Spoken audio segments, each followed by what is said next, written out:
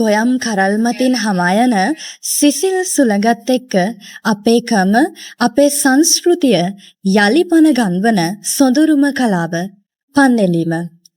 අවුරුදු 100 ගණනක අතීතය යලි පන ගන්වන මේ ප්‍රදේශයේ අපේ මිනිසුන්ගේ ජීවන අරගලයේ සොඳුරුම නවාතැන. මැදවච්චිය ප්‍රදේශයේ තම්මැන්නාව ග්‍රාමයට ඔබ සැම සාදරයෙන් පිළිගනු ලබනවා.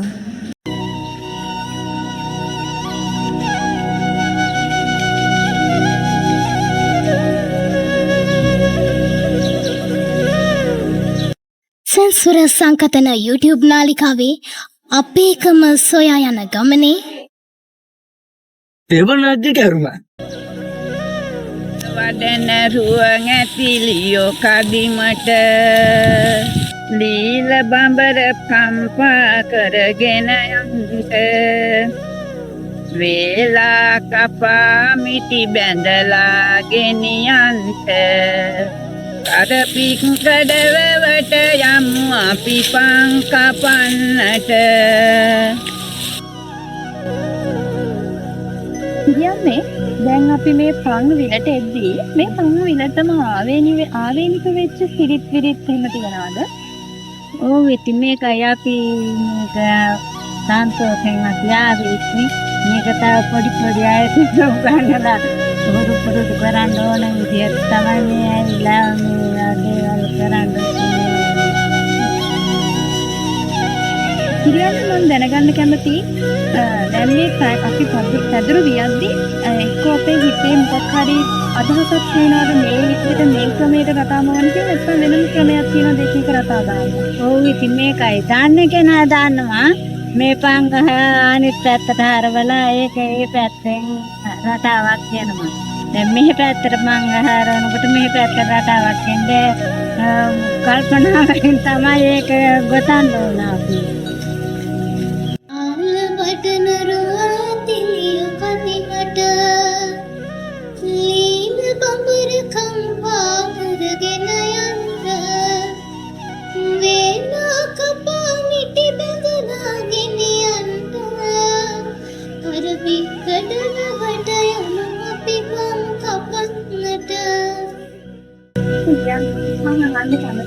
දැන් අපි සංකපාගෙන ඒවත් ඇදලා කියන මට්ටමට පදම් කරගන්න අපිට කොච්චර කාලයක් යනවද? අපලා සංගීතකින් පන් කපලා ඉඳලා පහක් විතර වේලන. වේලලා ඊළඟට පන් කොම් මන්නේ. ඊළඟට තව සායන් දාන්න ඉතින් පොළොජන ගන්න දවස් 8ක් විතර. යන්නේ කඩුවේ දවසක් විතර යනවා. කඩුවේ වියන්නේ නේ මම යන පාසලස් කරා. එතකොට කියන්නේ කඩුවේ වියන්නේ මොකද කොච්චර කාලයක්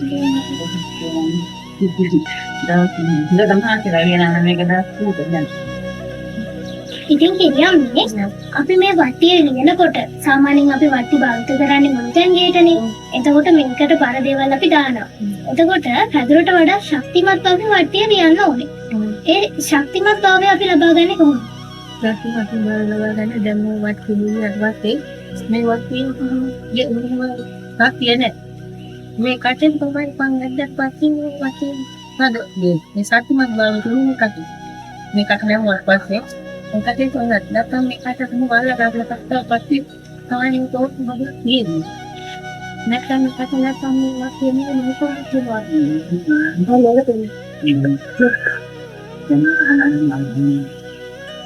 මේ තියන මේ වස්තු කට නමලා නැත්නම් ඒක මෙහෙම තියෙන්නේ කට්ටිය මේ දැන් මේ තමයි නමලා තියෙන්නේ කට නමලා තියෙන්නේ මේ කට අත මොකද කරලා මෙහෙම නමලා මේ පොයින්ට් එක අදින්න එතකොට ඔය වටේ කට මෙහෙම ගාවට කඩේට ප්ලස් එක මේ වයින් තියෙනවා කටේ තමයි ඕනේ වට්ටියක් ඉස්සක්තිමත් වෙන්නේ. ඉතින් දැන් අපි හැමෝටම තේරෙනවා මේ පැදුරු වට්ටි කියන එක ලේසි පහසු දෙයක් නෙමෙයි. මේකට අපිට ඕන වෙනවා දැනුම අත්දැකීම් වගේම නිර්වෘල් මතකයක්. ඉතින් අපිට දැනගන්න පුළුවන් ද කිරියම්මගෙන් කිරියම්මට මේ උරුමය ලැබුණේ කොහොමද? කිරියම්ම කොහොමද මේව ඉගෙන ගත්තේ කියලා? මගේ අම්මා තමයි ඉතින් වට්ටි පෙට්ටි අතුපත් මල් කඩේ ආදරය යන්න වෙලත පොලේ ගන්න අම්මලා. අම්මලා හැම දෙයක්ම දීලා තමයි ගන්න. ඒ කියන්නේ පරම්පරාවෙන් අම්මගේ අම්මා යාළුවෝ තමයි මේ හැම දෙයක්ම මේ ලැබුණේ. ඉතින් ගිරියම්මට ගොඩක් ස්තුතියි අපිත් එක්ක එකතු වුණාට. පංකර්මාන්තයේ නිරත මේ ශිල්පීන් සතුව අති විශිෂ්ට සහජ දක්ෂතාවයක් සහ නිර්මාණශීලීත්වයක් තියෙනවා. ඔවුන්ගේ අතින් බිහිවන නිෂ්පාදන ඉතා වටිනා ඒවා වුණත් ඒවට ලැබෙන වෙළඳපොළ සහ නිසි වටිනාකම බොහෝ විට ප්‍රමාණවත් වෙන්නේ නැහැ. තමන්ගේ මහන්සියට සාධාරණ මිලක් නොලැබීම නිසා ඔවුන් අදත් ජීවන අරගලයක නිරත වෙනවා.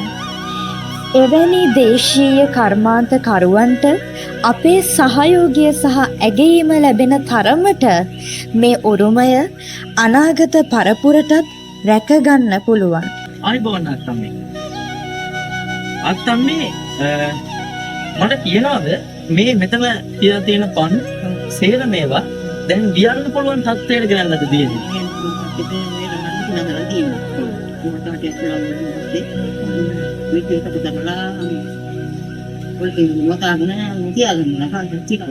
කාලයක් කියන්නේ නැත්තම් කොච්චර කාලයක් වගේ මේවා පවත්වා ගන්න පුළුවන්? ඒ වගේම අත්තම්මේ මේවට කුමීන්ගෙන් වන හානි බොහොමයි කියලා මට ආරංචි. ඉතින් ඒ වලින් කොහොමද මේ වගේ පන් පරීක්ෂණ කරන්නේ?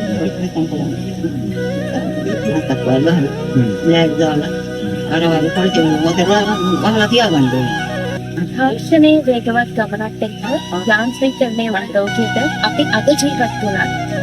ස්වභාව දහමේ නිහඬ සුන්දරතාවය මිනිස් දෑතක ස්පර්ශයෙන් හදගන්න අපූර්ව කලාව තාමත් අප සතුටුයි. ඉතින් ඒ වටිනාකම රැකගන්නත් අපේ වගකීම කියලා අපි ආයෙත් ආවා ඒකට කන්නේ ඉතාලි කරලා අවශ්‍යයි. ඉතින් අපි මේ කිරියම් නැතිව අහලා බලමු මේ පන්වල තියෙන විශේෂත්වය මොකක්ද කියලා. කිරියම් දැන් අපි පන්වලට බලලා එතකොට ඒ වටි වලට වඩා මේක ටිකක් විශේෂයි. එතකොට මේකේ තියෙන විශේෂත්වය මොකක්ද? මේක සාමාන්‍ය වියදමක් කියලා හදාගන්න තමයි මේ. එතකොට මේ ලීඩ් පාන්ද ඒ ගානේ නේද මේ දැන් මම වටිය නමලකට ඉවත් කරලා හතරක් තමයි ඉවත්. මේකේ මේ සමතත් තමයි අපි දී පාවිච්චි කරන්නේ. ඉතින් තාක්ෂණය මොනතරම් දුරකට දියුණු වුණත් අපේ සෝබාදහමේ අපේ මුතුන් මිත්තන්ගේ තිබ්බ ඒ තාක්ෂණය කිසිම තාක්ෂණයකට දෙවි වෙන්නේ නැහැ. ඉතින් කිරියම්නේ අපිට මේ පන් නිෂ්පාදන ගැන තොරතුරු ලබා දුන්නට කිරියම්මට ගොඩක් ස්තුතියි. මෙත්සෙන්සර් සංකතන YouTube නාලිකාවේ අපේ උරුමය සොයාගෙන ගියපු ගමනේ අද වැඩසටහන මෙතකින් නිමා වෙනවා. ඉතින් මෙවැනිම තවත් අපේ උරුමය සොයා යන ඉසව්වකින් හම්බෙන බලාපොරොත්තු වෙන අද කාපිය වෙනසක්. ස්තුතියි. ගවේෂණාත්මක සහ කාලීන වීඩියෝ දර්ශන ඉදිරියටත් නැරඹීම සඳහා දැන්ම අපගේ YouTube නාලිකාව subscribe කරන්න. ඒ වගේම මේ වීඩියෝට like කරලා ඔබේ වටිනා අදහස් කමෙන්ට් තීරයේ සටහන් කරන්නත් තවත් කෙනෙකුට බලන්න share කරන්නත් අමතක කරන්න එපා.